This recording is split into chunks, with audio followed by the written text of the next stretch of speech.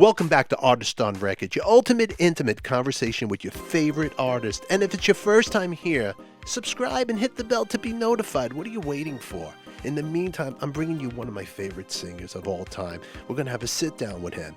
His name is Tommy James, and you might have heard of his music. Hits like Mony Mony, I Think We're Alone Now, Crimson and Clover. Well, his book, Meet a Mob in the Music, it's out, and you can order it. So make sure you click on the link right here or go to our description down below. In the meantime, it's all going to start now. Don't touch that dial. All right, there we go. That's a good intro. Very good. All right, professional, right, Tommy? I'm telling you, I'm damn impressed. It's all downhill after this.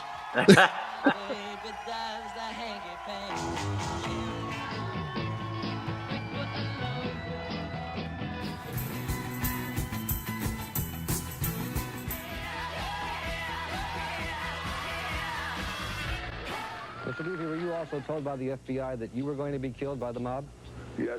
And did they ask you to join the witness protection program? Yes. What did you say? I said I wouldn't join the witness protection program. Now, meeting the characters that came along with Roulette Records, wasn't Tommy Eberly, was he partners with Roulette? Yes, he was Morris's immediate partner. He ended up being the godfather of the boss of the Genovese family.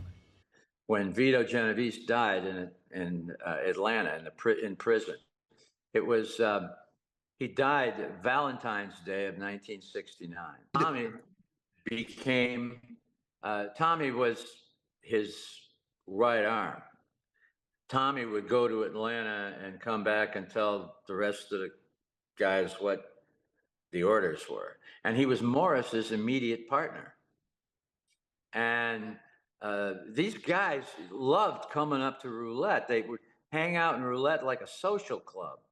And, you know, they loved the action in the record business. And just hang around. And, but Tommy Eberly and, well, I can say all this now, they're all gone, but Vinny the Chin Gigante who was in the Genovese family, was a capo in the they were all hanging out at Roulette. Oh. And so I mean all these guys and a whole lot of others.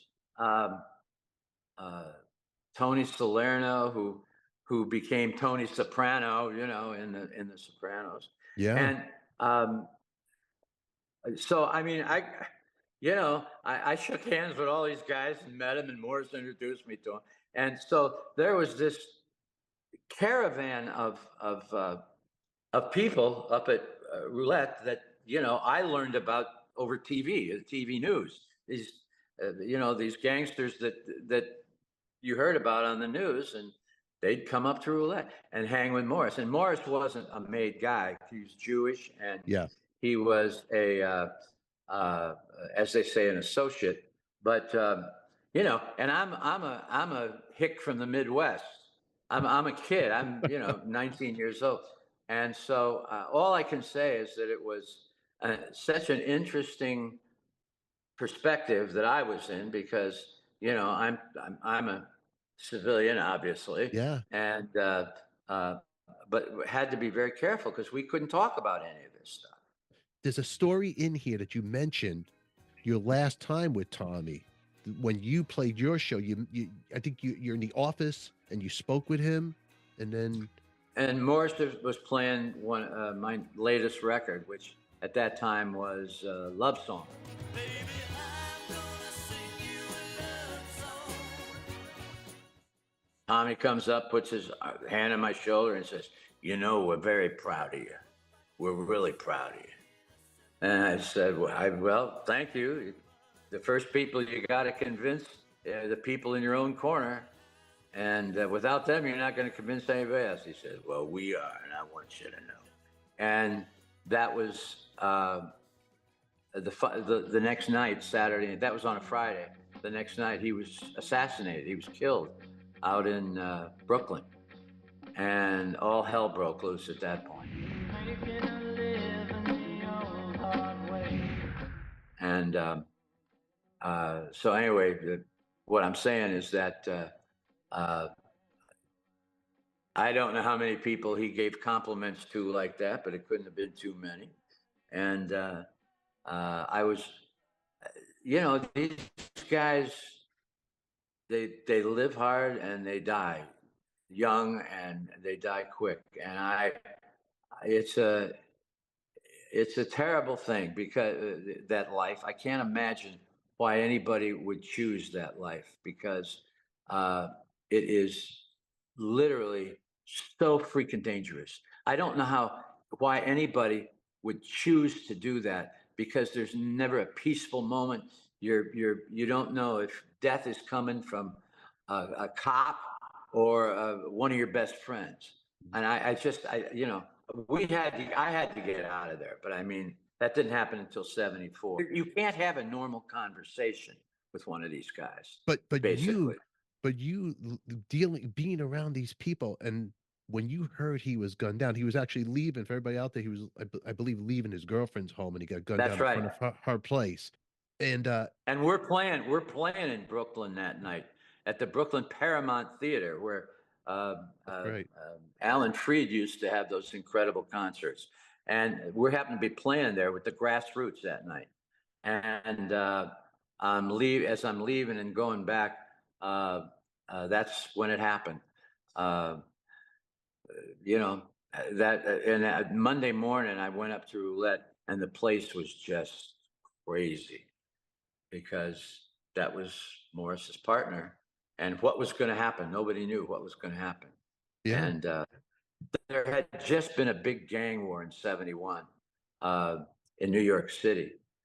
And uh,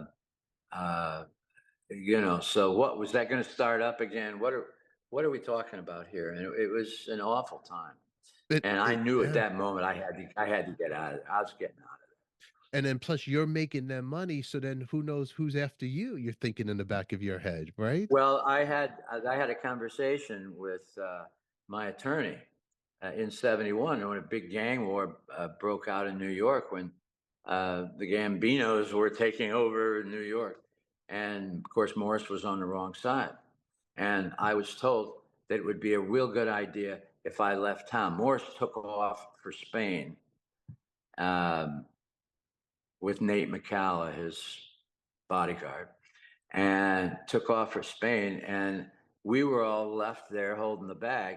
And I was told by my attorney that if they can't get Morris, they're liable to go after whatever's making Morris money, and that's you. I said, oh, that's great. Oh, that's just great. So I went to Nashville and for several months, and I recorded an album down there with Pete Drake and Buddy Harmon and Buddy Spiker, a lot of buddies. And, it was, I think, one of the best albums I ever did, my Nashville album. Called My Head, My Bed, My Red Guitar. And, but I had to leave town, and I was, I'd had my fill. And then when Tommy got killed, I knew I had to leave. I couldn't take any more of this silly crap. Yeah. It was too much. But that country record you did, it's such a great record. And Pete was also your introduction to Elvis's band, Scotty Moore and DJ. Is that correct? Yeah. So I did the album with Scotty Moore and DJ Fontana, Elvis's old guys. And then Elvis was going to come over and take us to dinner one night, and he ended up not being able to come. We talked on the phone, but I was very, very glad to talk to him, meet him over the phone, and have Scotty and DJ on the album. Oh, it's fantastic. Fantastic. Scotty was the engineer too. What? Oh, it was an amazing.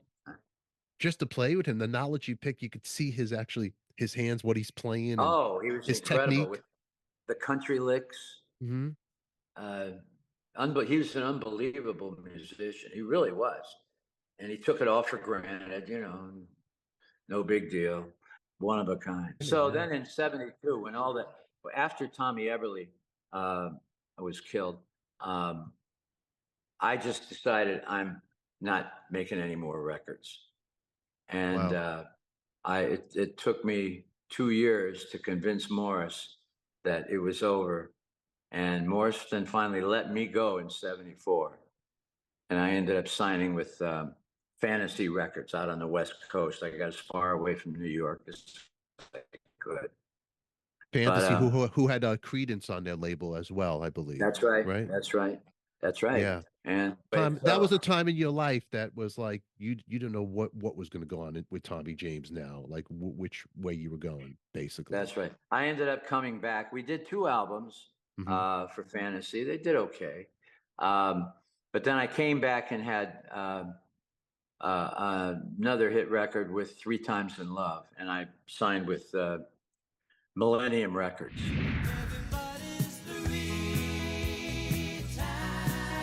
It was my first adult contemporary record. We went #1 adult contemporary and top 10 on the pop charts.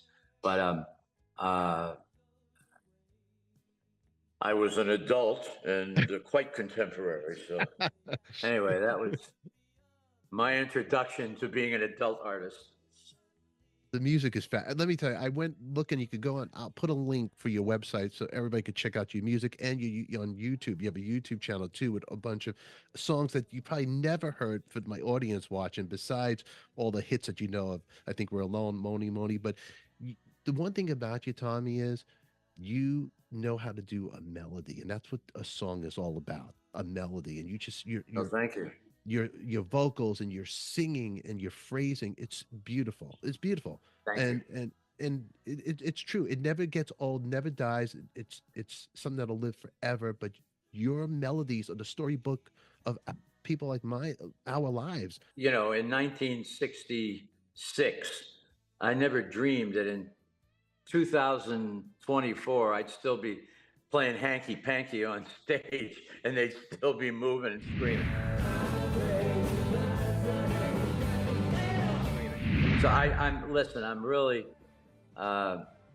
very blessed, and I thank the good Lord and the fans for the kind of longevity we've had. And you know, things are still popping. I have my show on Sirius every week. It's called Getting Together with Tommy James. It's on every Sunday from 5 to 8 p.m. on Eastern Time on Channel 73, 60s Gold, and we're in our 7th year now. Okay. And that's amazing. It is amazing. And of course, we're all over the country this year. If anybody wants to come to our website or Facebook page, particularly the website, and see where we're playing this year, we're all over the country. And love to see everybody. I love mixing it up with the fans. And so, I mean, I really can't complain at all. I'm very blessed. That's all we have time for today. But if you want to catch this episode right now, unedited, join our members only club. It supports the channel and the fun. In the meantime, I'll be releasing more clips of my conversation with Tommy during the week, so make sure you subscribe and hit the bell to be notified so you don't miss it when we do air it. And don't forget to check out Tommy's book, Me, the Mob, and the Music. Links are in our description down below. Until then, who loves you, baby? We do. Don't forget, post your comments also. We always love to hear from you. We'll catch you all later.